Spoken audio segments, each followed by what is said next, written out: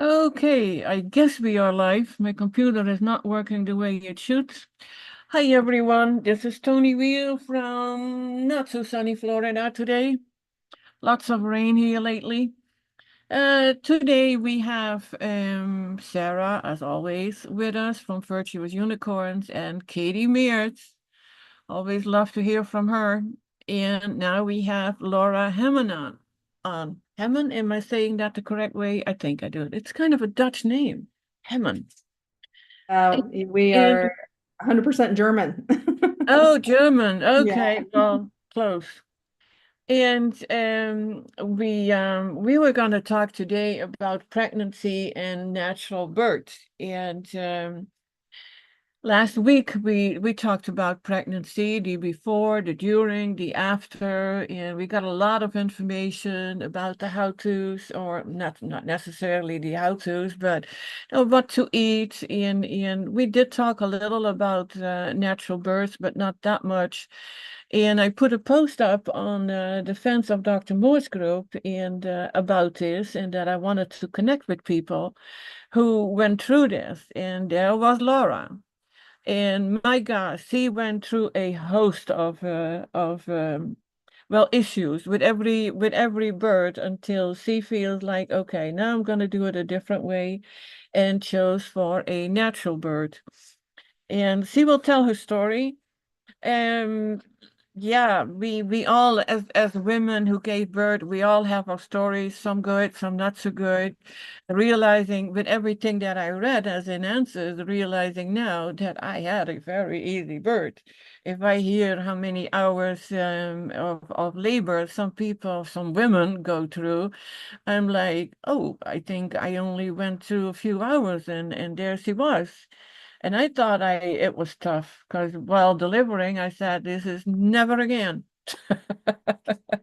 But that didn't last long, although I only have one daughter. But when you look back on it, in the stories, in the comments in the group were about giving birth on a chair. And I know that I didn't want to lay down, and I hear that from more people. I never heard that before. I wanted to keep walking, to not lay down, because I felt worse when I was laying down. And after reading all these things, I was like, yeah, maybe that's absolutely the wrong thing, that you have to lay down. So what they and I wanted to sit up. So what the hospital did, they got a birthing stool from the attic, from storage or wherever they got it from. It was a big wooden thing that they had to sterilize first, as good as they could, and then I could sit on that chair. Well, it looks like a torture device. It was horrible. So I was like, nope, this is not going to work. So eventually it was laying down. But good thing was it wasn't for extremely long. But the walking, I found that was the best way to get through the contraction. And that was had less, absolutely had less pain.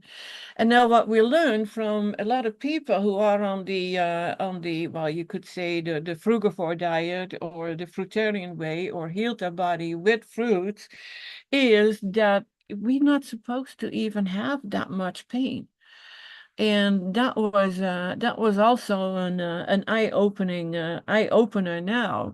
And if I would have done it, if I could do it over again, and I think we all say that we would do it, we absolutely would do it differently.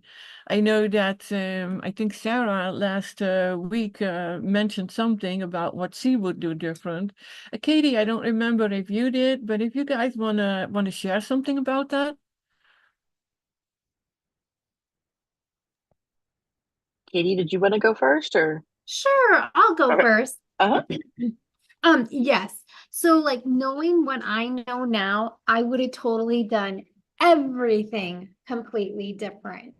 Um, had I, well, I got married and then like a year later, like a week after my 1 year anniversary, I had my first, which is a daughter. And had I, like, okay, so my daughter just got married this summer, and I'm already telling her, okay, now that you're married, I know what's coming next. You're going to start having children. And so my recommendation for you, knowing that you're going to have children, is to start cleansing out your body and start preparing. And she's like, I'm not having kids right away. And I'm like, well, that's fine, but it takes time for your body to heal. So knowing what I know now, as soon as I realized that there was a possibility that I could get pregnant, so when I became sexually active, I would have started cleansing my body ahead of time. And then I would have had I would have had a different birthing plan. I didn't even actually have a plan. I was just trusting the doctors. But now I would say, nope, I would probably do it at home. I might look into a water birth. I might, for sure, I wouldn't vaccinate. There's so many different things that I would do differently, that we'll touch on later in the show. But 100%, I would do things so much differently. And it's interesting because then when I was in labor with my daughter, I'm not going to tell you her name, but anyways, it was so interesting because when I was having those contractions, I almost went into like a complete meditative state, and I was really focusing on my breath work, which is exactly what Gary Parent teaches. And so it's so interesting to look at these things that I did to help myself get through some of these events that I've gone through and how they correlate to what we were supposed to do. But nobody taught me any of this stuff. And when I was in a contraction, Matt, he was like, he tried to talk to me in the middle of a contraction when I was focusing and meditating and counting my breath and things like that. And in the most evil voice ever, I was like, do not talk to me. It's so funny. But anyways, yeah, so we'll go on and talk about the things that we could be doing better, which we should be doing the way that God created us. But that's what I would say is I would start early, get my body prepared for it, and really just implement more natural ways of having a birth and then taking care of the baby as well. It's kind of funny when you mentioned what you said about what Matt was doing, and that you didn't want that. I remember almost exactly the same. My husband was putting wet cloths on my forehead, and I was like, "Will you go away?" So, yeah, you don't want to be bothered then. And I think that when we would do everything it is supposed to, or let everything happen the way it's supposed to happen, we would have a much easier time.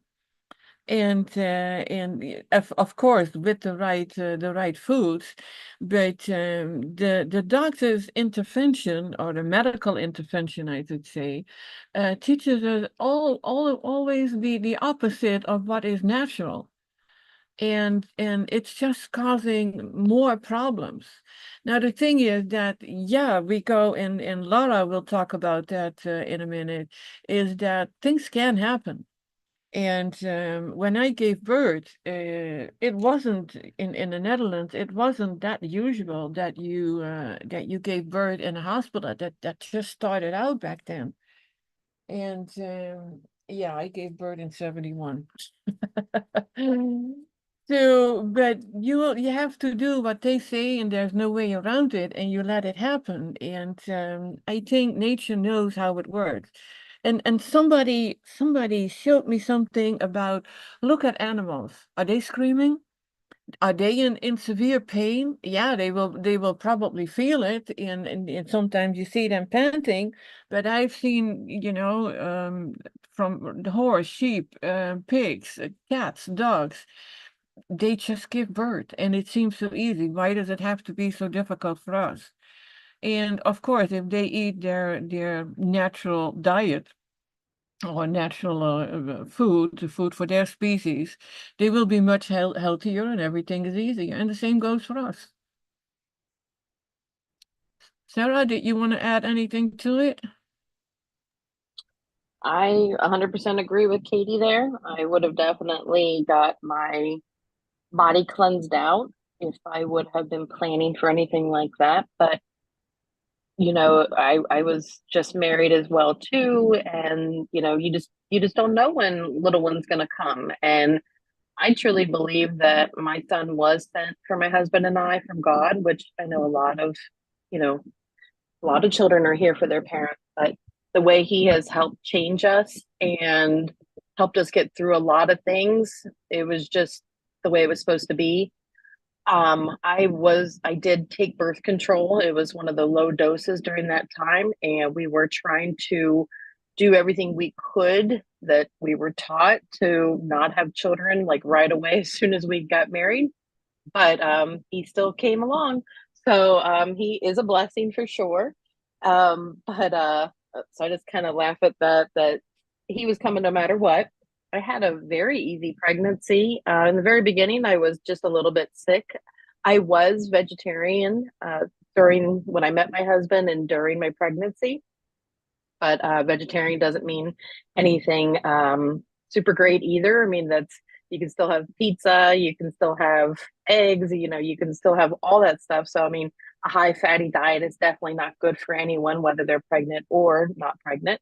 So I would definitely have changed all that and been more of a frugivore and worked on my cleansing. I'm a very firm believer that we could start anytime, though. It doesn't matter what age, and getting your body cleansed. You shouldn't just be getting it prepared for pregnancy or anything like that. There is no time like the present to start on working on yourself and just making yourself clean and good, whether it be for pregnancy or just overall health in general. So I'm advocate for starting right now, right here, and just go for it. But I would have definitely done a home birth. I don't know if I would have done like a water birth or if I would have, but I would have wanted to be at home.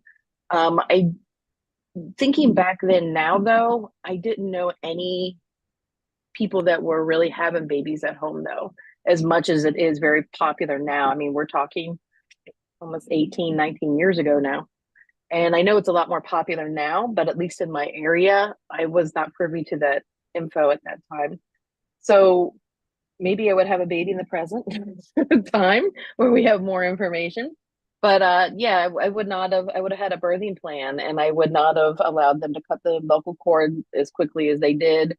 It would have been a very much calm atmosphere, and I would have spent the time with my baby and not so much, other people intervening. He did stay in our room the whole entire time. I never sent him off to the nursery or anything like that. We did have that option. So he stayed with us a lot longer.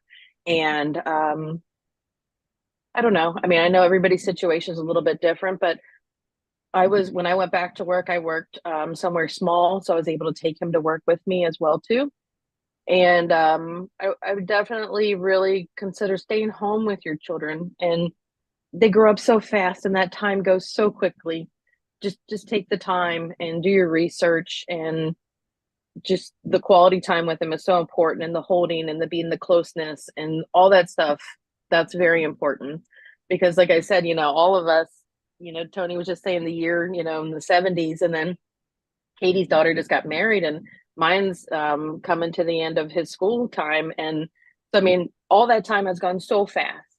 So enjoy it. It seems like complete utter chaos while you're in it, but I promise you it all passes. And just try to be as much of a relaxed parent as you can, and know that they are all blessings, and know that we do have the intuition for all of this, and we are meant for this. Like, we're women, we are able to do all of this, and just know that you've got it. And if you have questions, I mean, this is a wonderful time. You ask questions, you got people like Toni and Laura, and even Katie and I can share our experiences, but you have a whole groups of people that are willing to give information and help with us taking back the ability to have our children at our home and be in charge of that birthing process as much as we can now. That was kind of rambly, but in other words, I'm just very passionate about you being in charge, bringing it in your home if you can, but have that plan if there is an emergency where you can, get to a hospital or get the help that you do need for you and the baby. And just rest and have lots of water, lots of fresh fruits, watery fruits, and we are sheer miracles and God made us that way. I see a question from Lisa. Did anyone in our group here do their pregnancy as a frugivore or raw vegetarian, fruitarian? Well, actually, I sort of did. And that was because the only thing I was craving was apples. So I ate apples throughout the day by the pound.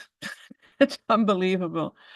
And I don't remember detoxing from it. I probably had a cooked meal now and then, but mostly my diet was apples.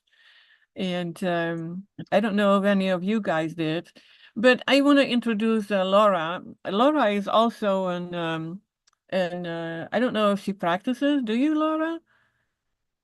Yeah, she's also a Dr. Morse trained practitioner, and in both levels, level 1, level 2, is even moving forward with the other courses that Dr. Morse offers, and is also trained in iridology. So it's really it's a pleasure and an honor actually to have you here, Laura, with all your experience. So please do tell your story. Okay, I'll try to keep it as quick as possible. I have 4 Hey, kids. we still have 45 minutes. Okay. Well, first of all, I would have Katie and Sarah and Toni as my moms because then I would have gone backwards and fixed a lot of things. I feel like I did everything wrong, and then I kind of went down the hill and learned and kind of grew out of that cycle of, listening to exactly what the doctors say and tell you, knowing that's the only way, to knowing there's another way.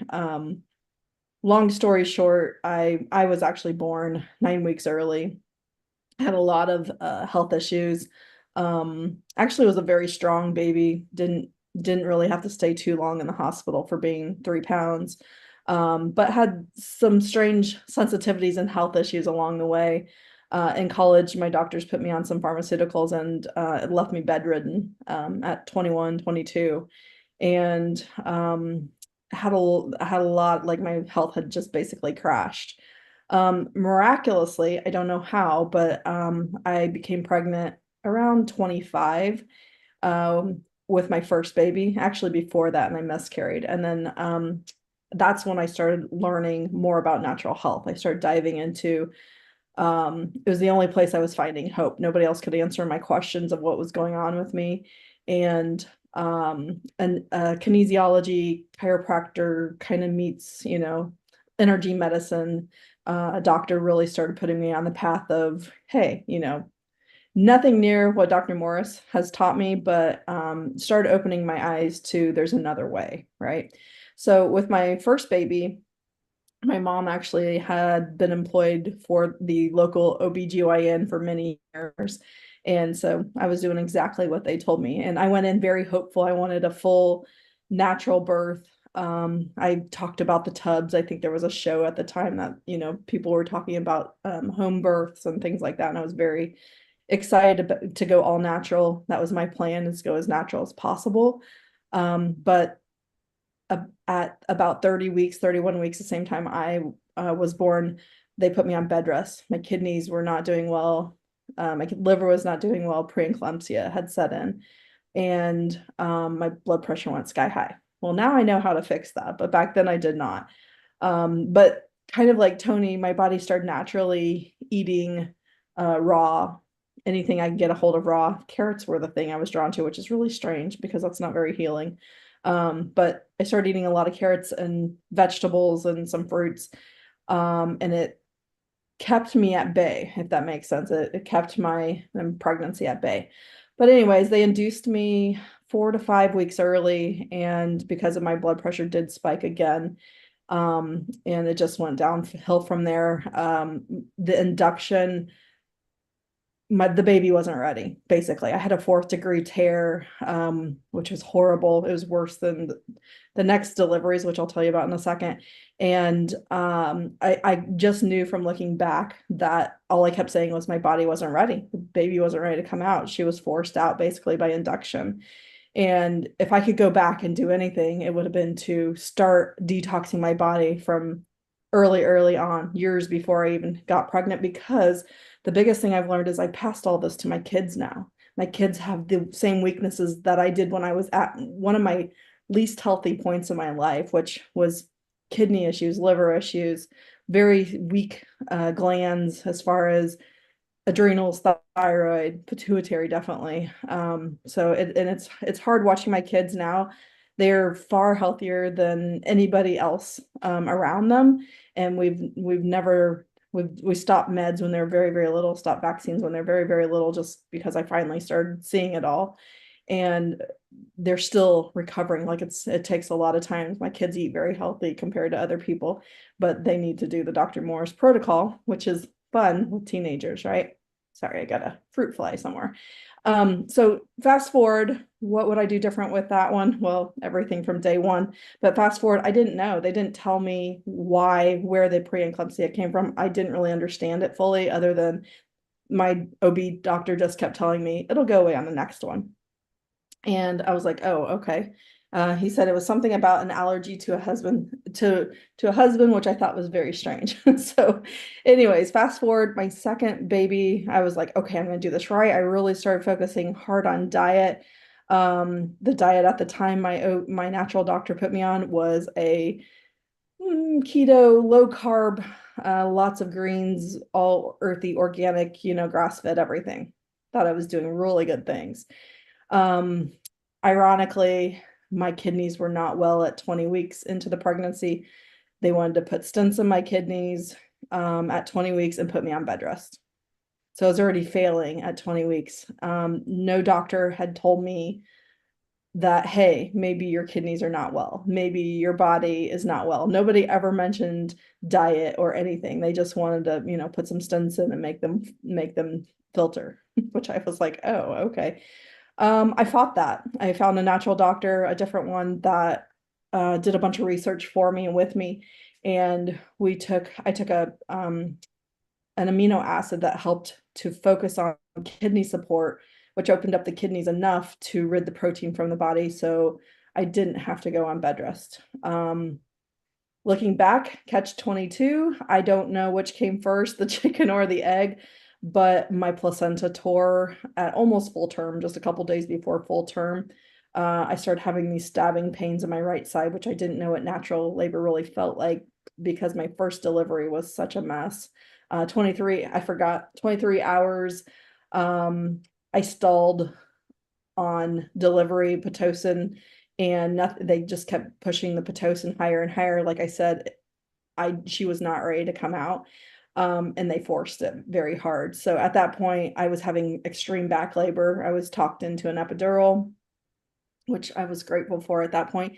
And actually, it's probably the only way I had her naturally and not via C-section, because it relaxed my body enough that she was delivered with a 4th degree, right? So fast forward, second baby, my placenta was tearing. It was maybe the simplest delivery, because I had no idea what was going on. From the minute I walked into the hospital to the minute she was delivered, it was about 30 minutes. They basically hit me with about 10 people as soon as I stepped in a wheelchair, and they confirmed that the placenta was 50% torn. And it makes me really wonder if it had anything to do with the high protein diet and kidney failure, basically kidneys not filtering at all. So fast forward, third pregnancy, still nobody mentioned. They did all kinds of tests, ran all kinds of things. Nobody ever mentioned, hey, maybe your kidney, maybe you're not filtering well. Maybe you're not okay. Maybe you shouldn't have more babies. Nobody ever said that. But I had a third baby, my son, and that was 14 and a half, 15 years ago. I wanted to have a natural delivery. I was still bent on having a natural delivery. My body screamed, you have to do this naturally. The OB doctor, which my mom still worked for at the time, pretty much bullied me into a C-section and a second C-section, telling me that I was, just putting the baby at risk if I would consider a VBAC, if I I didn't know. We live in a very small area, and there weren't a lot of options. There's one hospital, maybe 2 OB doctors, 3 OB doctors, offices in the area. And I just thought, well, okay. I told, my mom really trusted the doctors that she worked for because that's all they knew. You know, they only know one way. So I did it, and it was, you know, not okay. Like a lot of things were not okay. My son really struggled. I could tell he had a lot of damage, and my middle two that had C-sections are completely different kids than my others. I can see a lot of sensory disorders, a lot of tendencies of maybe not autism, but sensory disorders that affect them that are different than my other two that were delivered vaginally. So fast forward into my fourth, and I wasn't going to have a fourth, and then I wanted a fourth, and then God basically laid it in my lap. And I think part of it was the learning part of it. I knew I wanted a fourth, but I knew 100% I was not doing a third C-section. And I told my husband that, and he didn't really understand it either, as far as, you know, why do you want to do something different? At that same time, I really was opening the doors further and further to natural health, and especially for my kids, because I noticed, you know, health-wise, they were sick a lot and things were going on that I didn't understand. So I found an ICANN group, which was very, very empowering. A local group was about 2 hours away. Thank goodness for Facebook. I connected online, and they really empowered me and told me, hey, there's moms in here that have natural deliveries after 5 C-sections. There's doctors in here that will support you and stand up for you. I got a hold of a book called Ina May's Guide to Natural Childbirth. I think that's right. Ina May Gaskin's Guide to Natural Childbirth. And that was probably my turning point. Of the book is amazing. It really empowered me as far as moms do this. Basically, she's a midwife that had a farm in Tennessee, and moms would go there to deliver naturally out of the hospitals, and every story was completely different.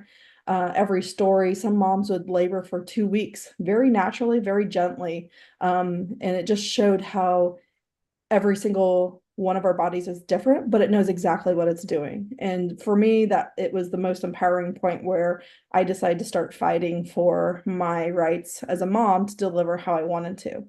So I had to go 2 hours away to St. Louis to deliver, and that became a little bit of a question mark as far as, will you make it? What happens if you don't? One of the local OBs was a brand new OB doctor, and she kind of stood up for me and said, hey, you should check out the doctor that I did my residency with in St. Louis. He's been an OB for 40 years. He has been delivering all types of different VBACs, which VBAC is a vaginal birth after a C-section. Sorry, I should have said that. And so my local hospital at the time, which was 11 years ago, would not even consider a VBAC after 2 C-sections. And so I said, okay.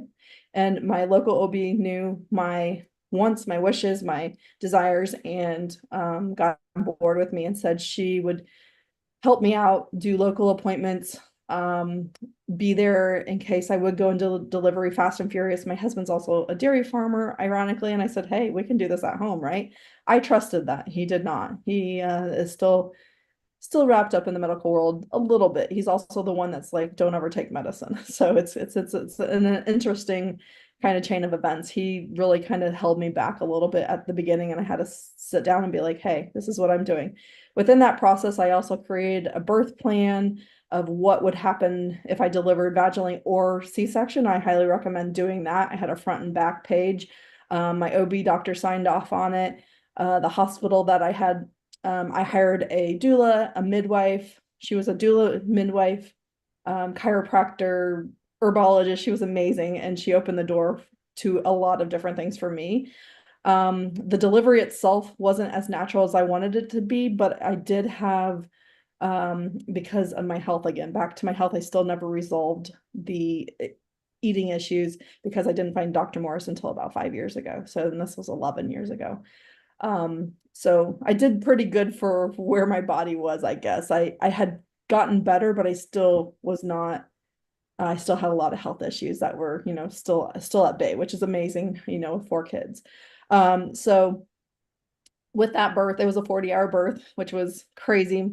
My water broke, which going back, my my OB doctor that was supporting me locally swept my membranes without telling me, which I was absolutely upset about. Afterwards, I didn't really know it until afterwards, but my water broke that night afterwards. And my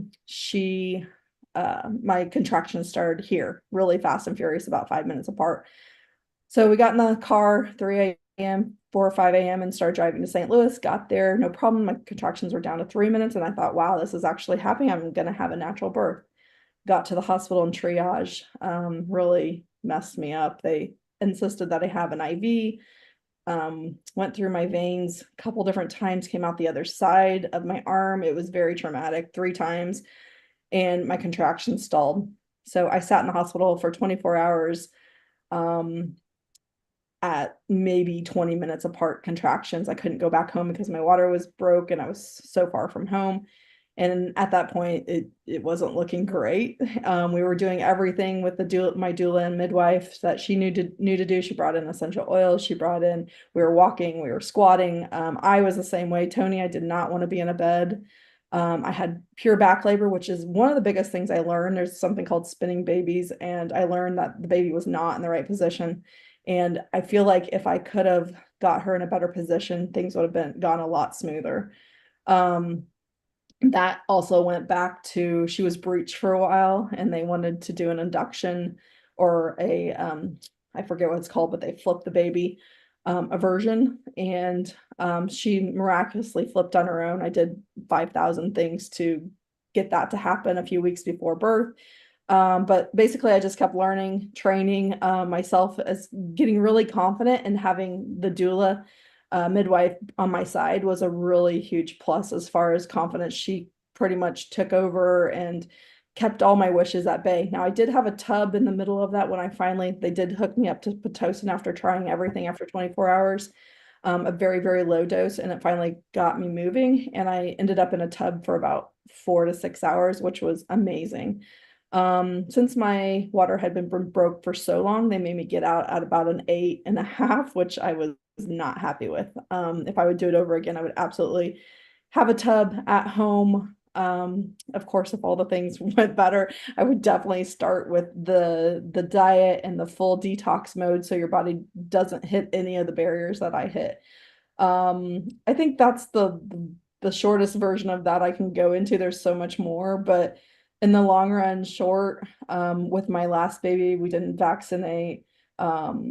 We kept her in our room, kept her close. She was on my chest right away after the 40-hour delivery, after they checked her out and things like that. The cord cutting, we delayed as long as they would allow me to, but I would have went longer. I think that's about everything, but it was, like I said, I've been through a little bit of everything. And if I could tell anybody, I have 3 daughters, if I could go back and one day I will write a book, the things I wish I would have known 4 kids ago, right? And it's funny how you go from one side to the other side, and learn that, man, wish I would have known all the things way back here. So that's the things I wish I could send on to the generations to come, is that you guys have choices. Just know your body and really tune in to how nature has made us. Look at animals. We have a farm. Every single animal is born almost always on its own. Every now and then my husband has to go out and assist, or every great now and then we have to call the vet. But our bodies were designed to do genius, amazing things. So Yeah, and can do everything without the assistance of whatever. It's like my husband told me that his father delivered all 5 kids at home. There was never a doctor involved in yeah, he's almost my age, but he has an older brother, but also a younger brother and younger sister. So even in the 70s, yeah, I think there was also 60s. It was normal to give birth at home, and now you look at it and it's like giving birth at home is something special, something different, something new. And it was always like that. yeah. And yeah, with what you mentioned in the comments back then in the group was like, you were a high risk, was a high risk birth. And when I gave birth, they talked about that too, but there was no indication of anything high risk with me. I was only 19 years old. I was young. I was not the healthiest. I had gallbladder problems. I had a thyroid problems and kidney problems because a year after she was born, I was in my early 20s. Through iridology, although it was German iridology, I was told that I had bad kidneys. So I'm still here. So I've known this for 50 plus years. But I think being aware of what you eat, and I can't say I always ate the right stuff, otherwise I wouldn't have gone through the problems I had. And I have been bedridden, but yeah, I got vaccinations for immigration that I should not have had. And but I think that everything starts with the health of your body. And which can predict the easiest how you can have an easy pregnancy. And I had a pretty pregnancy was pretty easy, but I gained 50 pounds, which is not absolutely not normal.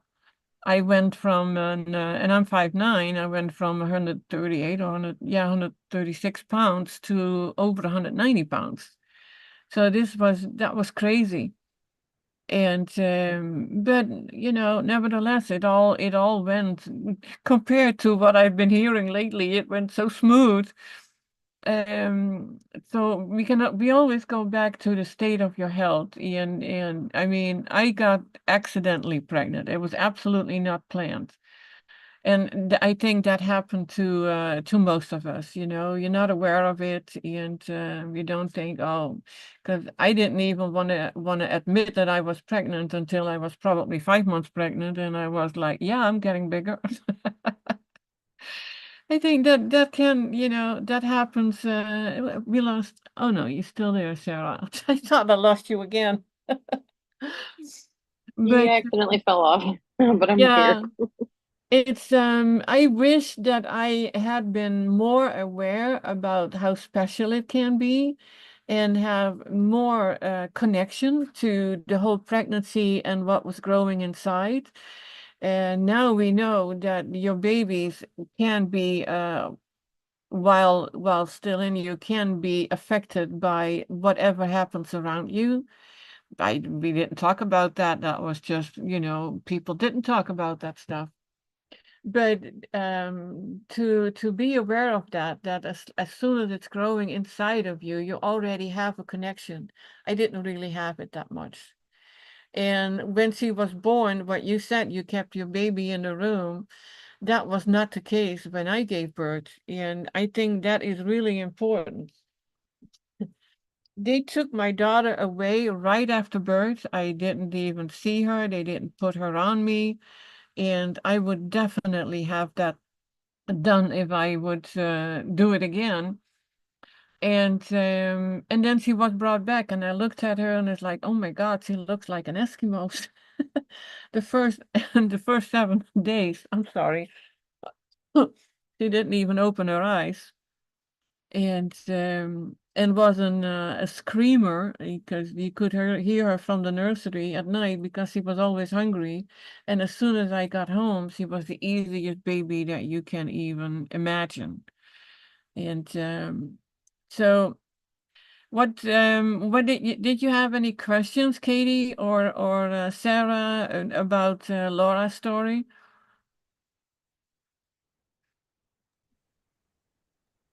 If Katie wants to go first, she can. I don't want to override anyone. Oh no, go ahead, Sarah. Okay. What did they say to you about, because I also had a C-section too, and then a lot of women hear that once you have a C-section, you can no longer have a vaginal. I know you kind of touched on that just a little bit briefly, but that you could no longer have a vaginal birth at that point because then you risk the opening of the C-section or something like that. And I do remember them saying that too, that once you've had one, you have to have another, and you can't go vaginally anymore. But more recently, I've heard of somebody did have that I know personally. She did have a C-section, and then she ended up having a vaginal birth the next time. And I even feel weird saying the word birth. We don't say birth or birthday, we say born. So she did have her second child was then born vaginally. So what was it that they were telling you about that, Yeah. if anything? Well, after I had the first one wasn't ever discussed because it was an emergency, placenta tearing, and that was just a crazy thing in itself. I didn't know I was having a C-section until about 10 minutes before it happened, 15 maybe.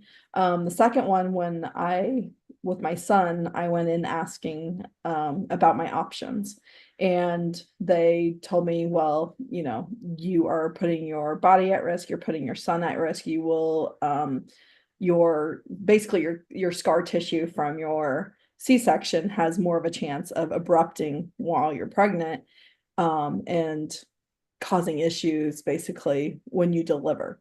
Now, when I went back and started researching that really heavily, I found out that's not actually true. I think the thing I learned with my mom being in the OBGY or OBGYN office is that the doctors are constantly sued. And so the insurance companies make them basically put anything that has any type of maybe question mark or has happened before, they just bypass it. My first OB doctor who delivered my first two, he told me I should have ran for the hills at this point. He told me he had an 80% C-section rate. And I was all excited because I was like, oh, I want to do a water tub and I'm going to do this and I'm going to do that. And he said, yeah. He said, our office has about an 80% C-section rate, and didn't even question it. I was very young, didn't think about, any of that. My body wasn't going to do that. I was going to do it naturally because that's what I wanted. Well, when you're not working fully with your body, anything can happen. And the fact that he said 80%, I should have known better, right? But I did deliver naturally, I guess, with my first one. My second one was a torn placenta. But basically it comes down to insurance and the doctor's coverage.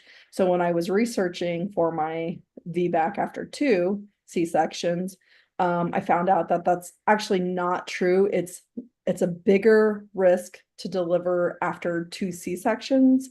A third C-section, I think there was a line in there. I can't remember if it was 2 and 3 or 3 and 4. I think it was 2 and 3. I'm pretty sure, because I was like, well, I said actually an ACOG. I don't know if it was ACOG or I found it somewhere else. ACOG is American.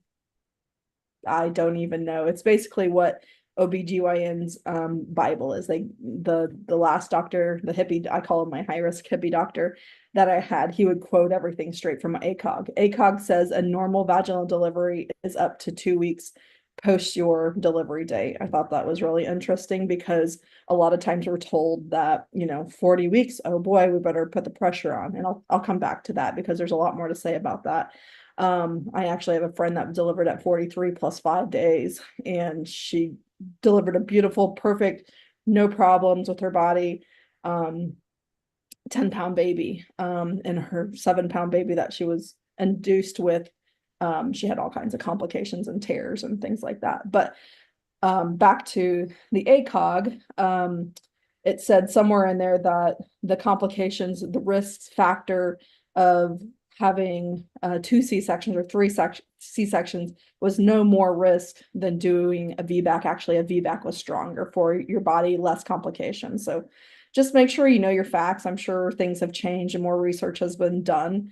But at the time, this was, 11 and a half years ago, 12 years ago, somewhere in there, the lines were not making sense and somebody, wasn't doing the math correctly. ACOG also says that a breech birth is a form of natural delivery and that you can deliver breech. It's not as easy, but you can absolutely do it according to ACOG. So if you want to follow the guidelines and know all your factual information to go against an OB, but what I learned is you really should have a doctor that fully supports you and supports your end wishes, not is going to say, well, insurance is going to come against you or we have to say no because, and that's what happened with my third is I was really just kind of bullied and pushed straight into a second C-section. So I don't know if I answered that question, but kind of went around the horse. You did. And I had a C-section as well. And I went in for, I don't want to say a natural birth because I even had the epidural. Yeah. Yeah, my water had broke and I called my doctor and they said, go ahead and get to the hospital. But I remember like I got up, did dishes, I went to the bathroom, I cleaned up the house. We stopped at the bank. I mean, and then I finally got to the hospital and then they checked me and yep, for sure it had. And then it was a few hours and then they came in and they did the epidural and they said, are you feeling any pain? And I said, no, not at all. Like I was totally fine. And looking back, I wonder how it would have been. But after I got the epidural, they came in and said, are you sure you're not feeling any pain? Because you should be feeling a ton of pain. Like, if this wasn't working. And I'm like, no, I don't feel anything. And like, it was just everything was relaxed. I was scared. I was nervous, but again, that's only natural. Like it's your first child. You don't know what's going on. Yeah, like, my whole family was kind of in and out of the room and stuff. And then, they said, okay, we're going to go ahead and start pushing. And I went ahead and, it was just my husband and I, and we started pushing or I started pushing. He was just there for support. And, then they did say too, like, oh, he's not coming out, we're going to have to go in for a C-section. So it was an instant, decision as well too. And, but yeah, and my boy does have autism too. So makes you kind of wonder, but, I think there's absolutely a correlation. Some of the energy medicine that I work with connect also boys and circumcision with autism too. Yeah. And he was circumcised, but again, that's just, something that we were always told about. Yeah. So Yeah. I don't know, but I mean, he did not show any signs of autism though, until, it was later. I was on the fence of like, should we vaccinate? Should we not? And I was always like, okay, well, he'll have the vaccinations I had because I still wanted to do research. But they were very much pressed as they still do press today. And so, I felt pressured and we did get the very first round. And then after that, we, lost, eye contact and then it started going from there. He was a very late walker, all that other stuff too. So, I mean, it's just, it's almost like, I'm not saying that any of it is wrong. I just feel like it's so rushed, it's so pressured, and it's so much to take in while you're having birth. I mean, if you choose to vaccinate, that is completely up to you. I just think that we need more time to process everything that's happening during the whole pregnancy and whole everything. And most of us are very young when we go into it and we just don't know. So, yeah, I mean, I really want to watch what I say here, but because I want the show to stay up. But back then, I was an advocate for, okay, I'll do maybe one shot and then we'll come back. I don't want 6 at one time, and stuff like that. I'm absolutely in the other direction of that now, knowing what I know now. But like I said, just go in with a plan. Make sure you thoroughly discuss it with people. Make sure you know what's going to go on step by step by step, and have your birthing plan in place. And that way you can be a little bit more prepared than just going in and allowing everybody else to take control of your child and your health. Yeah. Absolutely. Thank you for sharing that. Yeah, thank you. I had never heard about a birthing plan. Isn't that something? We didn't either. I mean, it was show up to the hospital, have this baby, and go. Yeah, it's like, no, it's a birthing plan. It was like, I'm pregnant, it needs to come out, and that's what you do, and you see what happens. Now, I am a person who tend to do, oh well, whatever happens, it needs to happen anyway. But being prepared, it's a good thing. Now I realize, how important it actually is. But like, what you said, having a birthing plan didn't even come up. Is that, and there was, you talked about circumcision, that is not only done mostly, I think, in the United States, absolutely not in the Netherlands. Right. I that was something also I didn't research before going in. I kind of was letting my husband lead on that one because I didn't know anything about penises and how to keep them clean, because that's kind of what they talk about, right?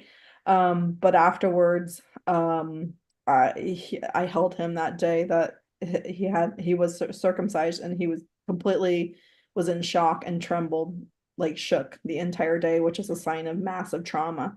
And the quantum energy medicine that I'm into kind of started pulling forward that autism, can come from vaccines. It can come from a lot of different things, but it's mostly from the shock of the body, like putting something into the body or going through something that is creating this massive shock trauma to the body, and then the body just locks up, and then the body can't detox and the body can't move things out. So I thought that was really interesting, because my son,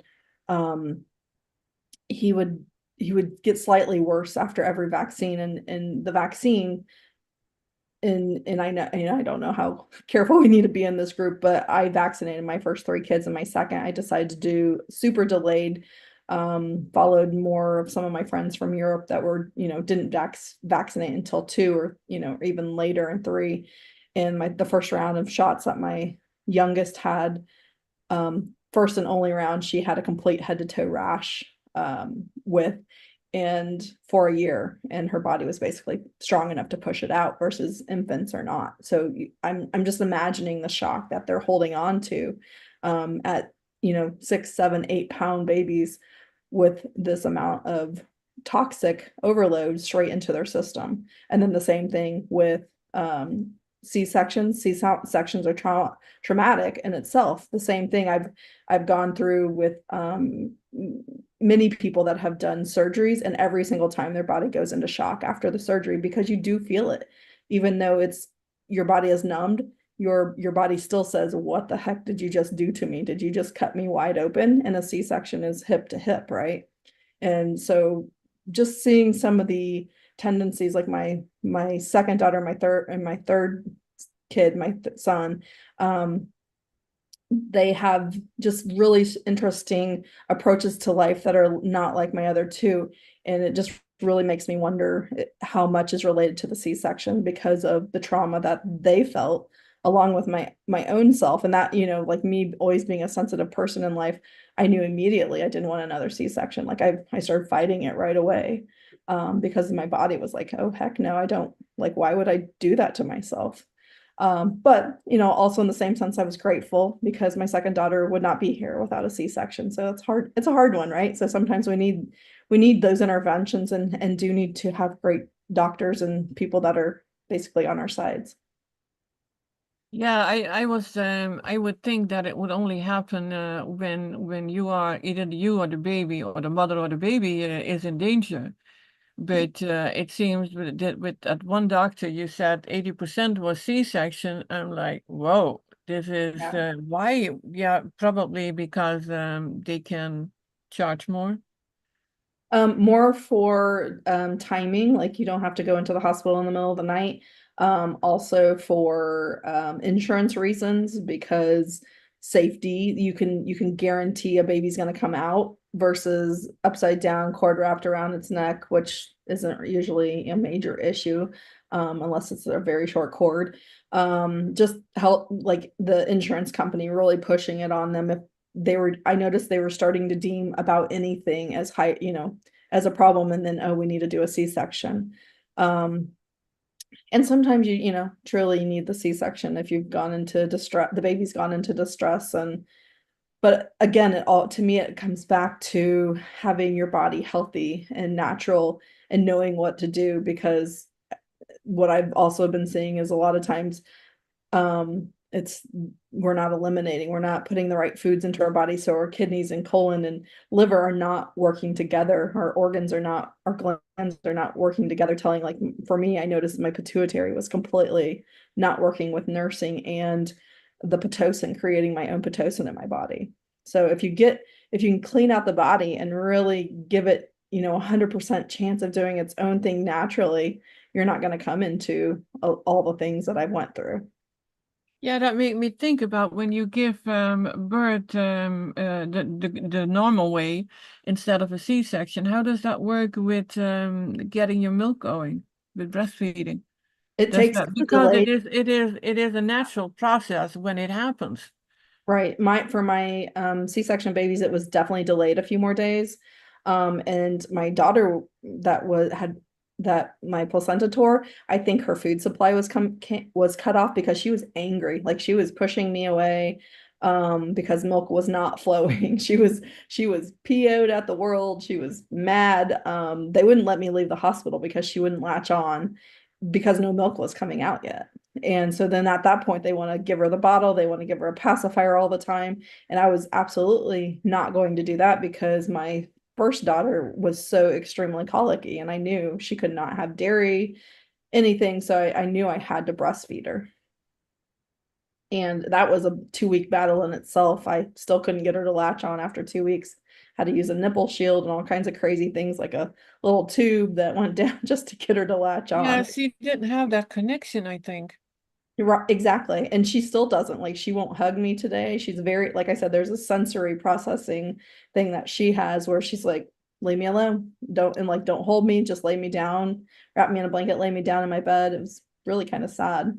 And all things I didn't know, now as a mom, I can see it clearly. But back then, as a new mom, I was just trying to get the basics done. Can I get her fed? Can I get her changed? Like rock her as long as I can. And then she would, flail if I didn't put her down right away. So definitely interesting as far as that connection and C-sections too. I think that is important for women to know too. Absolutely.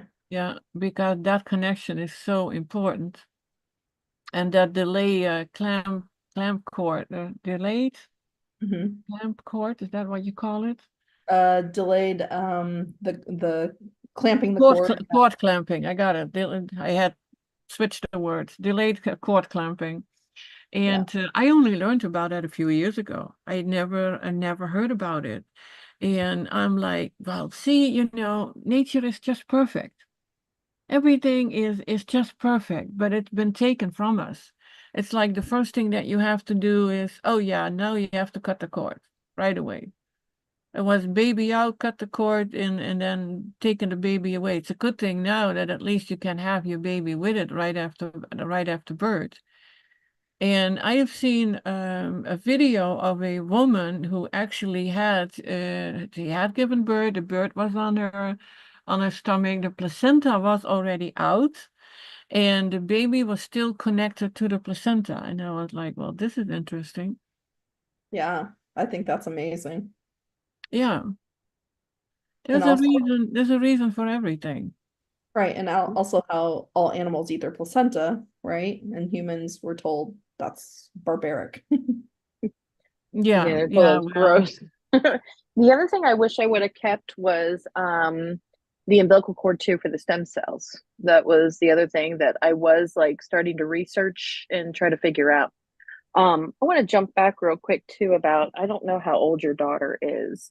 I don't know if you mentioned that or not. I apologize if you did, but is That's she okay. still The young? C-section one, Yes.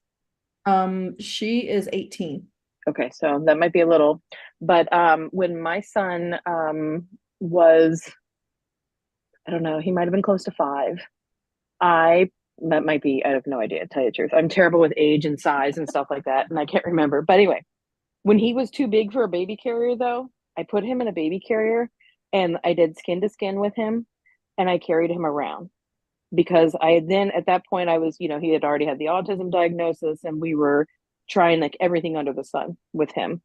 I don't want to say everything under the sun because I never did like chelation.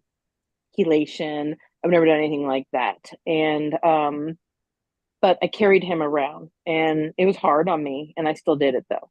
And to this day, I'm the person he'll snuggle with. He won't snuggle with other people. He won't hold other people. He loves playing with my hair. He loves all that stuff. So maybe go take your 18-year-old daughter and tie her to like, honey, look. No. She might do that with her boyfriend, but not me. Yes, I know. And but so I did stuff like that too. And it is just all those things. And again, it just really stems back. And even hearing you talk, though, it brought up a lot of, I guess, trauma that I have suppressed, of anger, of I can see it now. And you know how they say, like, you can't see the tapestry of life while you're in it, but I can see how it all unfolded and how every little bit played out. And in his whole life, I've been asked, what do you think causes autism?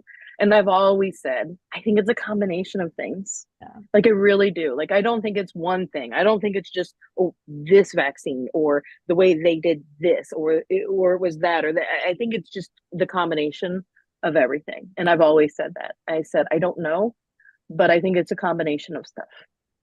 Right. And if somebody's kidneys are wide open and functioning and filtering Yes, well, the exactly. traumas cannot be held in there. Like, my kids that I, passed on to my very weak kidneys towards them. So it's hard to know. It's hard to know who's going to be injured and who's not. Right. And everything that we have done, we were doing everything we thought was the best. Yeah, And it's the same thing that our parents did for us. absolutely. And even though we have regrets or we wish we could have gone back, the only thing we have is what we can change now, and what we can change in the future, and hopefully educate other people, or at least give people a more open mind to take thought and do stuff, yourself, that you decide. But, I look at him now, and even though he is the way he is, he's hilarious. He's very tall and he's a big guy. We talk now, actually. They're not like a regular conversation we'd be having right now. I mean, they're very surface, but he knows stuff. And it's just been this journey. And I think he has saved my husband. My husband was in the military, and a lot of the guys that even made it home aren't with us today. And actually, I think there's only 2 or 3 of them left in his unit. So I mean, it was very traumatic, but I think that he has saved my husband's life. I know that he has completely changed my life. And so, like, everything has a reason. The way it happens is the way I really believe. And you just really got to just take everything as a blessing, no matter how it comes. And like I said before, it's a very short time that it is till they grow up. And then overall, our whole entire life is a very short time, because I too am also in my 40s. And did any of us really think that would happen that quickly? So take everything as it comes, be grateful for everything, but always educate yourself and trust in your own intuition, and trust in God's plan for you too. That's the way I look at Sara, I love what you just said, because I actually wanted to speak a long time ago. But I love when you spoke earlier, after Laura was speaking, and thank you so much, Laura, for sharing your journey with us today. It was wow, wow, wow. Anyway, but then Sara, your questions were great. And the thing is like, when you're pregnant for the first time, they give you the book, What to Expect When You're Expecting. And that is a great book. However, that book doesn't tell you everything. And there's a lot of conversations, especially, mother to daughter, about being pregnant and the whole delivery process and things like that, that don't happen. Kind of, I hate to say it, the same things about there's a book out there called What Your Mother Never Told You About Sex. Well, you know what? We thankfully are now in an age where conversations that never would happen, they're starting to happen. And even though my daughter and my son do not like these conversations, they're uncomfortable, they're embarrassing and things like that. You know what? Guess what? I love you so much. I don't care if they're embarrassing. I don't care if they're hard. I don't care that you don't believe this yet. We're going to have these conversations because you need to know the truth. And the thing is that we didn't know back then what we know now. And gratefully, we're in an age where conversations are starting to happen. And the truth of the way that God designed us is being shared across and down. And so, but right now, even though this is happening, we still, like Laura, even Sarah, you asked Laura, and Laura said, yes, we still need, some people still need that C-section. So even though more people are becoming aware and we're learning new things, we're doing our own research, we're not being schooled like the doctors. And see, that's the thing, like we didn't question the doctors because they have all this education. And we have family members and friends that don't really want to listen to what we have to say because we don't have that medical degree. But you know what? The only difference is that the doctors went to an institution to learn what the institution wanted to teach them, where I'm looking at all sorts of different avenues, trying to gather my information and saying, hey, here's what I've learned. But right now, Laura did say, some people need a C-section. So we still are, even though the truth is coming out and we're sharing it, and conversations are being had, we are still living in an age where we do need that medical field. It's not the best, but we need them. And so when you find yourself in whatever position, you can just ask yourself, because this is what I do. I just say, okay, what would be the most natural thing for me to do right now?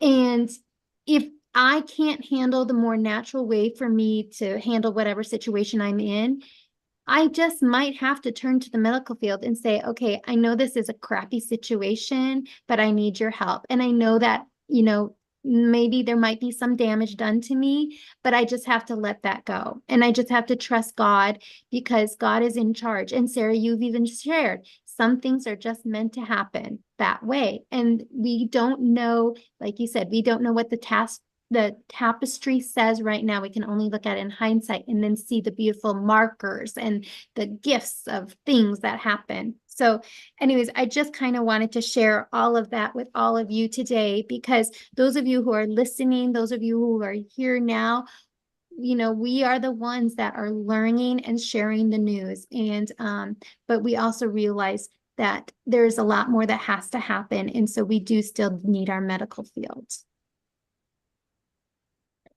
Yeah, it's absolutely true that the way things happen is it's always supposed to happen that way. And like Laura, I've been going with my health through a lot of things, and if I had not, I wouldn't be able to do what I'm doing now. So this is where we can, show others, share our stories, and teach people. And you can never teach somebody to not make the same mistakes as you did, but it may be easier for them then to do some more research. Now, you mentioned a book, Laura, that was important to you. Can you say that again? Sure. I'm trying to remember if it's Ina May's or Ina May Gaskin. It's INA. May is either MAY or MAE. I can't remember that one. And Gaskin, GASKIN, Guide to Childbirth. And she's a midwife that has been doing it in her entire life, has or had, I think there's still a farm, because 11 years ago I was like, that's where I'm going. I'm going to the farm in Tennessee. I That's what I I told heard my about husband. that. Yeah, I heard about that in the last show we did Yeah.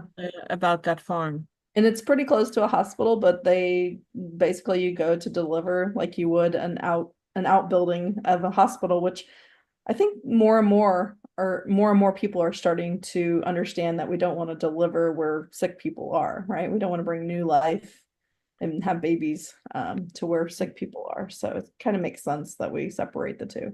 Yeah, I think even being in a hospital is already traumatic. And Yeah, whatever trauma you go through, the baby goes through also.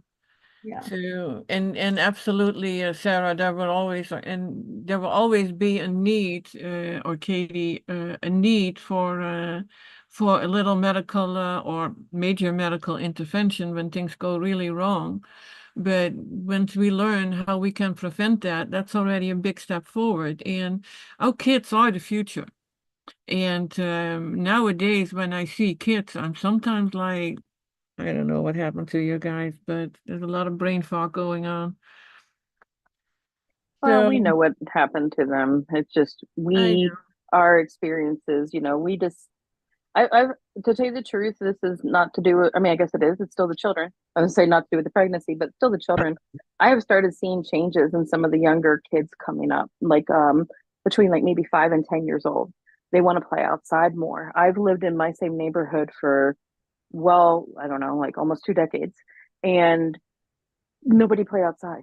Nobody. I'm starting to see children outside. They're playing sports, they're riding their bikes, they're playing tag. They're, they're starting to do things. So I have hope for this next generation that's coming up. And, I'm starting to see differences. And I'm even seeing stuff in movies too. Like we went and saw Beetlejuice over the weekend. And oh my God, I can't think of the girl's name. Astrid, I think her name is, but it's Jenna Ortega.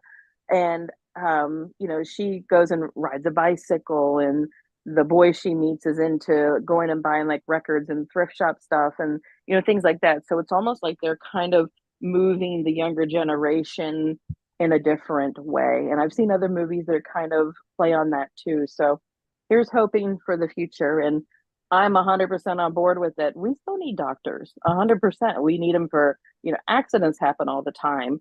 Very, traumatic things happen. We need our doctors there, stop the bleeding, fix, put everything back in when it comes out sometimes.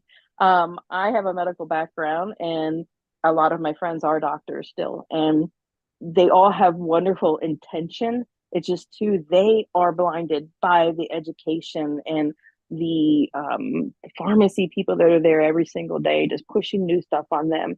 And it's almost like they don't even have time to step back and take a breath and think for themselves.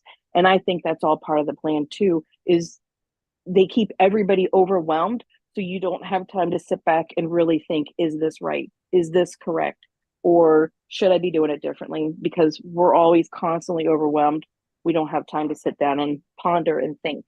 And that's one of the other things too, taking daily time to sit down and with your thoughts, with thought or nature, or just really digest your day is very important too, whether you're pregnant or not. And a lot of all the stuff we talked about today is just overall health, which we should all be doing in the first place, whether you're thinking about becoming pregnant or not. And that goes for both men and women, children and elderly people. Take time for yourself, eat well, cleanse out your body, go for walks, and enjoy your day, enjoy your life. Well said. Oh, Okay, sorry. go ahead. Well said, Sarah, and you're absolutely right. Our society has us go, go, go, go, go, go, go all the time, where we don't get to have that stillness. And I'm going to speak for myself, but I know there's so many like me that, a lot of these aha moments do come in those moments of silence. Just stepping away and observing. And then I'm like, oh, interesting. Even like driving in the car and turning off my radio. I've had some profound aha moments that, then propelled me forward to look into something, and then I've learned lessons. So I thank you so much for reminding us to do that. And yes, there's so many good movies coming out that are kind of, all guiding us to how we're supposed to be. And yeah, I watched Beetlejuice too. That was fun. And anyways, but thank you. I'll let Toni go ahead. Oh no, I was just reading a question from Dave. I'm not sure, Dave, if you want me to read it. Well, I'm going ahead and do it anyways. As a pediatric nurse, a real thing that I cannot read. I don't know what it is. Realizing. Realizing now that God has kept me behind enemy lines to teach everything I have learned independent from my institutional education. I'm actually in tears. And I like what you wrote, Sarah. Dave, you are an angel in the background, always doing God's work. And with that, I think, we're already past an hour and 15 minutes. And I know there is so much to talk about. We haven't even touched on things like, I, for instance, had an ectopic pregnancy, and the horrors of that. And this is where, indeed, the medical industry had to help out. Otherwise, I wouldn't be alive today. with an internal bleeding. So I'm not completely dismissing the medical, the doctors for, to be there when we really, really need it. So thanks everyone for being here. Thank you, Laura. Did you want to add anything, Laura, or shall we just say till the next? Let me like just one little note. Yeah. Thank you, Katie and Sarah, for adding the beautiful messages of like it truly is our journey. Like we came into this world, signed our contracts, and said this is what we're going to go through, right? And we get to make the most of it. It's our beautiful lives, and we get to choose all the beauty and grandeur that comes into it. But the thing I have been noticing, I have a lot of nieces and nephews. I have 36 blood nieces and nephews on one side, so they all have a spouse. And I've noticed the generation now having babies are different than us, and it's really inspiring on how they're doing it, how they think different, how they want more for their families. I ran the rat race because I was told to, right? And so I think it's really empowering to see the change. You guys are talking about the movies, so I just wanted to add the note. I'm seeing it in real life, and how people are saying, you know what, I'm not going to do this anymore, getting off this wheel, and I'm going to do it my way. So, and I think that's the beauty of it all. And thank And you, Laura.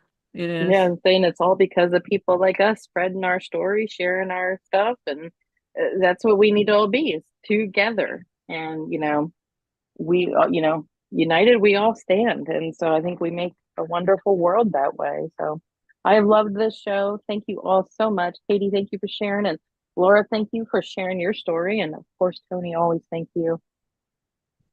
Well, thank you, Sarah and Laura and Katie. It was beautiful. We should do this again sometime. And till the next time, bye everyone, and much love to everyone. Enjoy your day. And everyone in the chat, thank you all. Bye. Bye-bye.